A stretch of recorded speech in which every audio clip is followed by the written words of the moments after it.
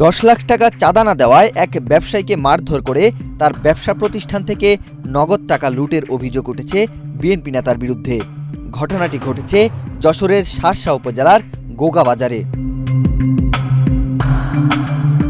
অভিযোগ অনুযায়ী আহত ব্যবসায়ী কামাল হোসেন স্থানীয়ভাবে সিমেন্ট ও রডের ব্যবসা করেন।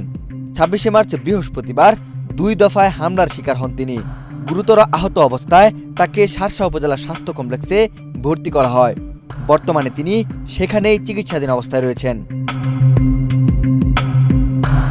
স্থানীয়দের দাবি, আমেরিকা প্রবাসী বিএনপি নেতা হযরত আলীর নেতৃত্বে প্রায় 20 থেকে 25 জনের একটি সন্ত্রাসী দল কামাল হোসেনের দোকানে হামলা চালায়।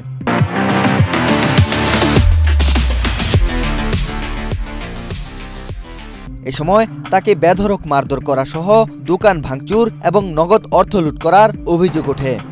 হামলায় কামালের বাবা ও ছেলেও আহত হয়েছেন বলে জানা গেছে। এলাকাবাসীর অভিযোগ, অভিযুক্তের বিরুদ্ধে দীর্ঘদিন ধরে প্রভাব বিস্তার, চাঁদাবাজি ও ভয়ভীতি প্রদর্শনের মতো কর্মকাণ্ড চললেও ভয়ে কেউ মুখ খুলতে সাহস পান না। তাদের দাবি, 10 লাখ টাকা চাঁদা না দেওয়ায় এই হামলার ঘটনা ঘটেছে। তবে অভিযুক্ত হযরত আলীর পক্ষ থেকে এ বিষয়ে কোনো বক্তব্য পাওয়া যায়নি। শার্শা থানার ভারপ্রাপ্ত কর্মকর্তা জানান, ঘটনাটি তারা শুনেছেন, তবে এখনও কেউ আনুষ্ঠানিক অভিযোগ দায়ের করেনি।